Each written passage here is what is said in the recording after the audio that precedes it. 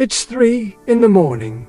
You're lying in bed, replaying a conversation from 6 hours ago. Every word you said, every pause that lasted too long, every response you should have given but didn't. Your heart is racing. Your mind is building scenarios that will never happen, creating enemies that don't exist. And you know, somewhere deep down, that this is ridiculous. But you can't stop. This is the invisible prison, and you've built it yourself. Most people think overthinking is a personality trait, something you're just born with. But the truth is far darker than that. Overthinking is a survival mechanism gone rogue. It's your ancient brain trying to protect you from threats that no longer exist, and in doing so, it's created the very thing you fear most. A life spent entirely in your own head, never in the present moment, never truly alive. You are not broken, you are trapped. And today, we're going to understand why your mind does this to you, and more importantly, how to break free from the prison you didn't know you were building. 10,000 years ago, your ancestors lived in a world where overthinking kept them alive. Every sound in the darkness could be a predator. Every social rejection from the tribe could mean death by isolation. The humans who survived were the ones who constantly scanned for danger, who rehearsed conversations, who played out worst-case scenarios in their minds. This is the work of your amygdala, the ancient alarm system buried deep in your brain. It doesn't know the difference between a lion in the grass and an awkward text message you sent 3 days ago. To your amygdala, social rejection triggers the same neural pathways as physical danger. And so it screams at you to analyze, to prepare, to never be caught off guard again. But here's the cruel irony. You live in the safest period in human history. You're not running from predators. You're not starving. You're not fighting for survival. Yet your brain still acts like you are. The anxiety that once saved your ancestors from being eaten alive now keeps you awake, replaying a meeting that went fine. The hypervigilance that detected real threats now creates imaginary ones. And here's where it gets darker. Every time you overthink, you're training your brain to overthink more. Neuroscience calls this neuroplasticity. The pathways you use most become highways, and you've turned worry into an 8-lane freeway in your mind. You've become addicted to the one thing that's destroying your peace. Carl Jung once said, "Thinking is difficult. Therefore, let the herd pronounce judgment." But overthinkers don't avoid thinking. They're trapped in it.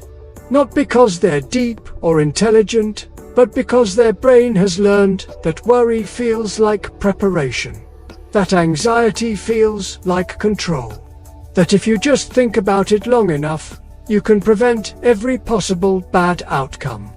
You can't. Imagine trying to hold water in your hands. The tighter you grip, the faster it escapes. This is overthinking. You believe if you just analyze the situation one more time, if you just prepare for every possible response, if you just rehearse the conversation enough times in your head, you'll be ready.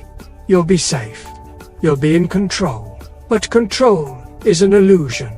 And overthinking is your desperate attempt to cling to it. The psychologist Daniel Kahneman discovered something profound about human decision-making.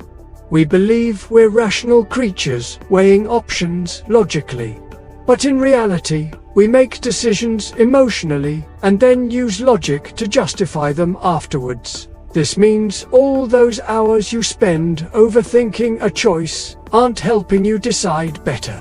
They're just torture you're inflicting on yourself, while your subconscious has already made the call.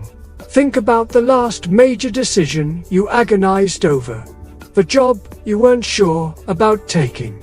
The relationship you weren't sure about ending.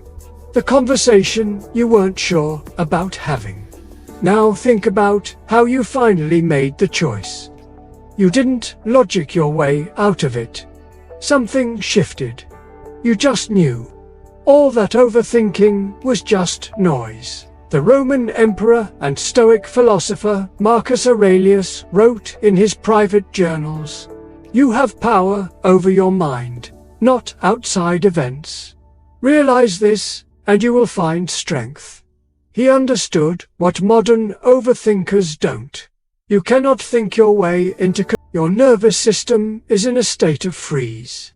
You're trapped between fight and flight, doing neither, just churning.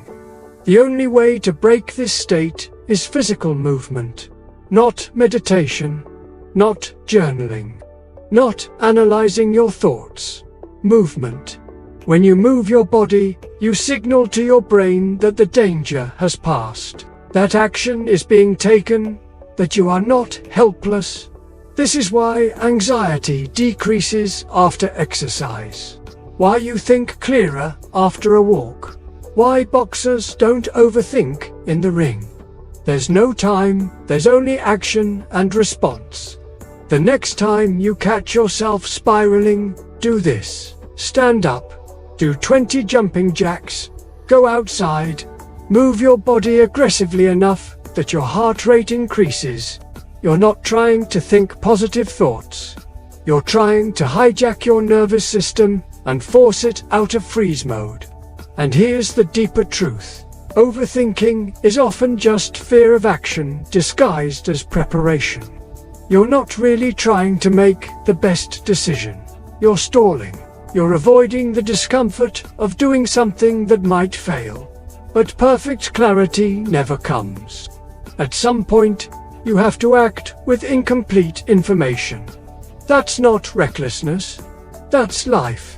The Stoics had a practice that seems morbid to modern ears, but is actually the most liberating philosophy you can adopt. Memento mori. Remember, you will die. You are going to die. Everyone you know is going to die. Every embarrassing moment you're replaying will be forgotten. Every person whose opinion you're obsessing over will be dust. Every scenario you're rehearsing will never matter. Because one day, sooner than you think, your time runs out. Here's what people actually think about on their deathbeds. Not the presentation that went badly. Not the text that was misinterpreted. Not the party where they said something awkward. They think about the risks they didn't take. The love they didn't express. The life they didn't live because they were too afraid of what others might think. Seneca, the Roman philosopher, wrote, "We suffer more often in imagination than in reality." He watched people waste their entire lives preparing for disasters that never came, rehearsing conversations that never happened, building elaborate defenses against attacks that were never launched. When you truly internalize that you will die, the question becomes, how do you want to spend the limited time you have? Replaying conversations or having new ones? Worrying about judgment or being so authentically yourself that judgment becomes irrelevant? This isn't nihilism. This is freedom. When you remember that nothing lasts, including you, the weight of perfectionism lifts. The fear of failure becomes absurd. Because what's failure in the face of mortality? What embarrassment when measured against the shortness of life? You've been living in a prison of your own design. The bars are made of worry. The walls are built from scenarios that will never happen. And the door has been unlocked this entire time. Breaking free from overthinking isn't about becoming someone new. It's about remembering who you were before you learned to be afraid. Before you started believing that thinking harder would keep you safer. Before you confused anxiety with intelligence. The irony is that the life you want, the peace you're searching for, the confidence you're hoping to build, All of it exists on the other side of action. Not perfect action, not fearless action, just action. The willingness to step forward even when your mind is screaming at you to stop and think it through one more time. So here's what you do right now. Not tomorrow, not after you've thought about it more. Right now. Think of one thing you've been overthinking. One decision you've been agonizing over. One conversation you've been rehearsing. And before your mind can stop you, take the smallest possible action toward it. Send the message, make the call, take the step. Because here's the truth that will set you free. The thing you re-overthinking isn't nearly as important as the life you re-not living while you overthink it. You were never a prisoner. You were always free. You just forgot where you put the key. Remember death. Take action. Live now.